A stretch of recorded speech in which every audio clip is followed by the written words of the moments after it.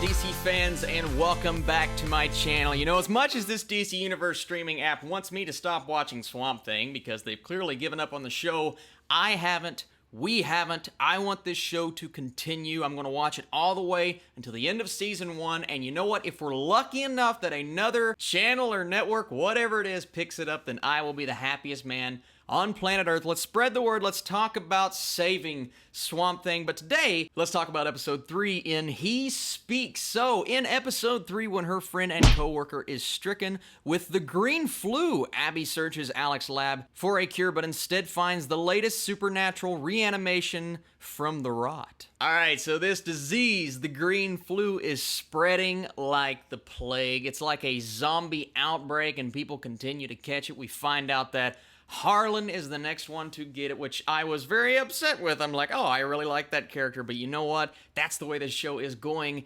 This show, this episode in particular, is just pure horror. It is so intense. I love seeing Swamp Thing really come to life for the first time. I mean, we saw him in the last episode, but this episode titled He Speaks, Swamp Thing actually speaks, and it's so cool to see him have a little bit of dialogue here and there. They're setting him up as this confused, slightly emotional character who still has all of the cognizant elements of the character that we love in Alex. So this entire episode is mostly about this flu that is spreading around, and then what's going on with all of these side stories, what's happening, what's going on with Abby at the end of the episode. She's getting a little romantic with somebody, and we see Swamp Thing just kind of standing literally in the bushes like, oh man, but I like seeing that human emotion within him, right? It's that conflict of interest. He is this beast yet, but he also deep down is still Alec, and I really enjoyed seeing that. Now, my favorite part about this episode was, like I said, the horrifying elements and the scene of that decayed man standing up and throwing up the bugs into the other person's mouth was kind of what I wanted to see from this show, and I know it's a weird thing to say, but that's what Swamp Thing is. Swamp Thing is intense, it's horrifying, and it does this genre of television, a genre that we don't normally get in television. It's usually in the movies. It does it very well, and you can see, like I said last week, James Wan's touch all over this. It's shot so well. The cinematography is great. This episode was dark and deep, and every now and then you get a conversation. You're like, okay, take me back to Swamp Thing, take me back to the green flu. Whatever you're doing here, I don't care about as much, but we always get back to what is most important. And what is most important for me in the show so far is Abby's journey on finding out, is this actually Alec? What is this creature? What is this Swamp Thing? And their conversation really justified that stance of, oh yeah, this is clearly what carries this entire series, and I can't wait to see that relationship develop. Now, at the end of this episode, we saw Will Patton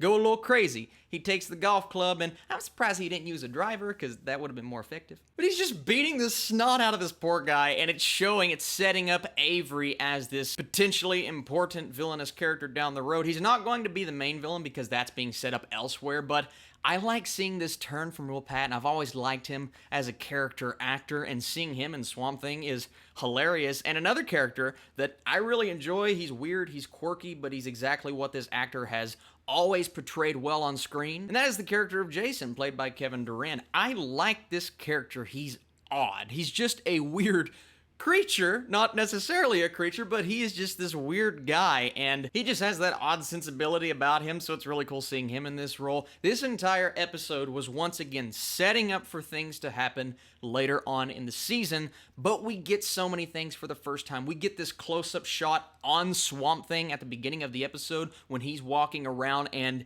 the CGI mixed with the practical effects. Whether or not they actually went over budget, and that's one of the reasons why this show got canceled, I don't know. I don't care. I want to see it come back, but it looks amazing. This show is so different from anything else that we've gotten from DC, from a superhero show in general. I just can't believe that they don't want to try again, that they don't want to allow the fan base to find it. If HBO picks this show up, it's going off. I mean, this show is going to go crazy because so many horror fans have been looking for a show like this. Not even necessarily fans of superheroes and comic books, pure horror fan. I mean, this is a show for all of those people, superhero lovers, comic book lovers, horror fans, And it really has done that so well. And like I said, Swamp Thing looks incredible. The voice is great. The conversation that they had is just setting up so many potentially awesome things. And I can't wait to see where this episode goes. And just looking at the thumbnail for next week's episode, you're going to get more Swamp Thing. Probably the most Swamp Thing that we have gotten all season. And as this season progresses, the more he will be on screen. I can promise you that, because they're playing the setup game right now. But that's what we need, right? The first few episodes, you get us in, then you hook us, and then you give us a big finale.